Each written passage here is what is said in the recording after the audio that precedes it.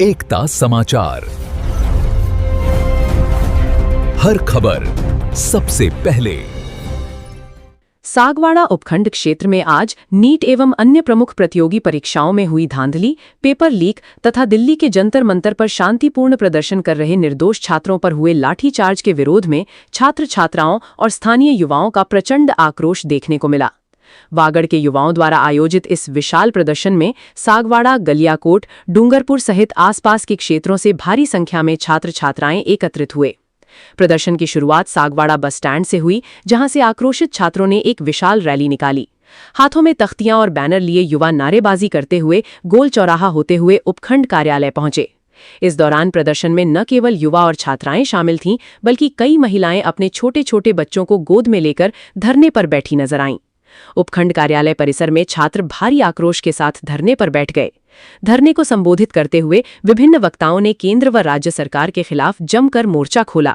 वक्ताओं ने दिल्ली के जंतर मंतर पर अपनी जायज मांगों को लेकर शांतिपूर्ण प्रदर्शन कर रहे छात्रों पर पुलिस द्वारा किए गए लाठीचार्ज की कड़े शब्दों में निंदा की और कहा कि युवाओं की आवाज दबाने का प्रयास किया जा रहा है। प्रदर्शनकारियों ने केंद्रीय शिक्षा मंत्री धर्मेंद्र प्रधान से नैतिक जिम्मेदारी लेते हुए तुरंत इस्तीफे की मांग की। इसके पश्चात उपखंड अधिकारी सुबोध सिंह चारण को राष्ट्रपति एवं प्रधानमंत्री के नाम एक ज्ञापन सौंपा गया। ज्ञापन में प्रमुख रूप से नीट एवं अन्य परीक्षाओं की निष्पक्ष जांच कराने, जंतर मंतर पर छात्रों पर हुए लाठीचार्ज की निष्पक्ष जांच कर दोषी अधिकारियों पर कार्रवाई करने, पारदर्शी परीक्षा व्यवस्था लागू करने तथा प्रभावित विद्यार्थियों को न्याय दिलाने की मांग की गई है। और ये जो धरना प्रदर्शन चल रहा है, हमारी जो मांगे हैं वो धर्मेंद्र प्रधान जी इस्तीफा दे और हमारी मांगे पूरी करें। क्योंकि बाहर क्यों नहीं आ रहे, वो अभी तक अंदर क्यों बैठे हैं? 31 दिन होने आ गए, 22 दिन होने आ गए। भूख हड़ताल पे बच्चे मर रहे हैं, किसी के पास खाना है, किसी के पास पानी भी नहीं है, कुछ भी नहीं है। क्यों हम लेडीजों के साथ इतना अत्याचार क्यों हो रहा है? बस हमारी यही मांग है, धर्मेंद्र प्रधान इस्तीफा दे और हम सभी छात्राओं की मांगे पूरी करें। जय हिंद, वंदे मातरम। सबसे पहले तो मीडिया साथी का बहुत बहुत धन्यवाद कि हमारी आवाज़ उठाने के लिए आप यहाँ पर आए।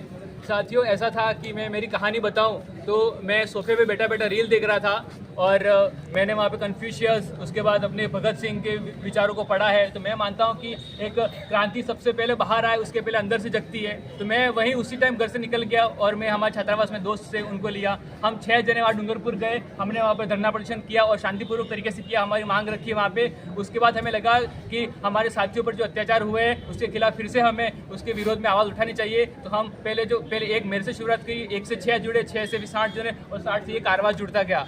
साथियों, हमारी मांग सरकार से बस इतनी है कि हमने लोकतांत्रिक तरीके में रहकर हमारी मांगे रखी है। अब सरकार को हमारी मांग रखनी है। सबसे पहले ये कि कल जो धरना प्रदर्शन के अंदर जो हिंसक हम पे अत्याचार हुए, सरकार ने के जो पुलिस बल थे और प्रशासन ने जिस तरह पर अत्याचार किए, उनके खिलाफ निष्पक्ष जांच होनी चाहिए कि हम विद्यार्थियों किस तरह, एक बिना वर्दी के लोग थे उन्होंने हम पे मारा, बिना बैच हटा के मारा और पॉलीकार्बोनेट रोड के अलावा कील लगे हुए और कांच की जो छड़ थी वो लेके हम पे हमले किए गए। और शिक्षा हमने क्या मांगा? सिर्फ शिक्षा ही मांगी है और शिक्षा का जो क्षेत्र है वही निष्पक्ष तरीके से पेपर लीक कराता जाएगा तो हम कहाँ जाएंगे, किसके पास जाएंगे? साथी,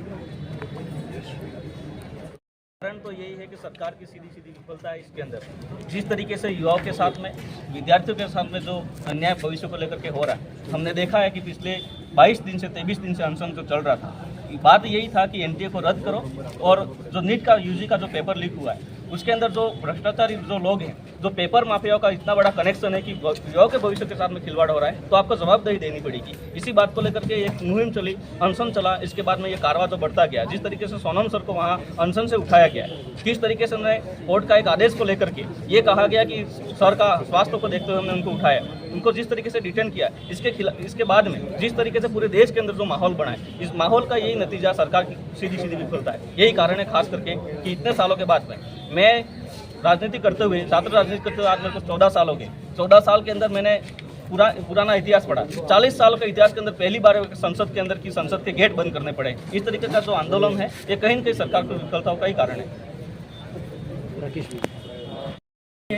कि अगर हमारे युवाओं के साथ में मारपीट बंद नहीं हुई और अगर इसी तरह से युवाओं को कुचलने का प्रयास किया गया तो सबसे बड़ा देश भर में आंदोलन चलेगा। और आपके चैनल के माध्यम से हम सरकार को एक ही बात कहना चाहेंगे कि युवा क्रांति है वो जिंदा हो चुकी है। पहले नहीं थी युवा क्रांति जिंदा, पर अब हो चुकी है।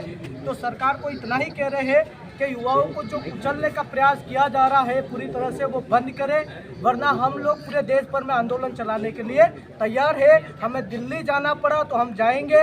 और मैं खुद, मेरी फ्लाइट थी कल रात की, पर अचानक से मेरी बीवी की तबीयत बिगड़ने की वजह से आज मैं यहाँ हॉस्पिटल में था। वहाँ जैसे ही मैंने सुना, मैं तुरंत अपने आप को रोक नहीं पाया, तो यहाँ पे छात्रों के बीच में आ गया।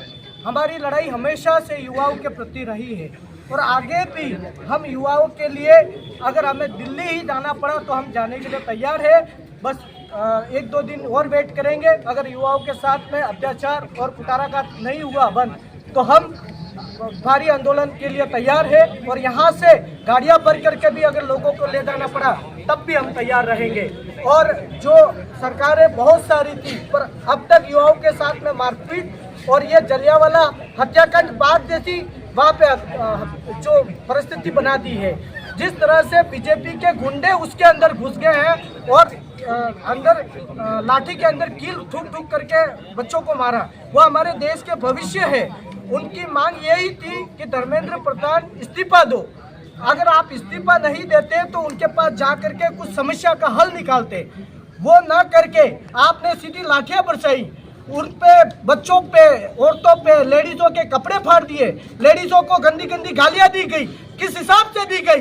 क्या इस देश का यूथ मर चुका है? इस देश के यूथ को कुछ चाहिए नहीं? क्या इन नेताओं की पेट भरेंगे? क्या इन नेताओं के बच्चे पढ़ेंगे? क्या इन नेताओं के बच्चों का भविष्य होगा? ये जो आम जनता है उनका भविष्य नहीं है। हम कहना चाहते हैं बीजेपी सरकार को कान खोल के सुन लो, होश में आ जाना समय रहते, वरना हम लोग आपको नानी याद दिला देंगे धरने पे बैठ के। अभी मुट्ठी पर लोग है वहाँ पर, ज्यादा नहीं है। और हम तो कह रहे हैं लाठियां चले या गोली चले, पीछे नहीं हटेंगे। हम मौत से डरने वाले लोग नहीं है, बेखौफ चलते हैं। और आए दिन ऐसे तो बहुत सारे किस्से बने हुए हैं, जैसे कि अभी आप देख सकते हो कई सारे मुद्दे हैं कि औरतों के साथ में घिनौनी हरकत की। ये कहते हैं बेटी पढ़ाओ बेटी बचाओ, इस तरह से बचाएंगे, इस तरह से पढ़ाएंगे कि बेटियों के कपड़े फाड़े जा रहे हैं।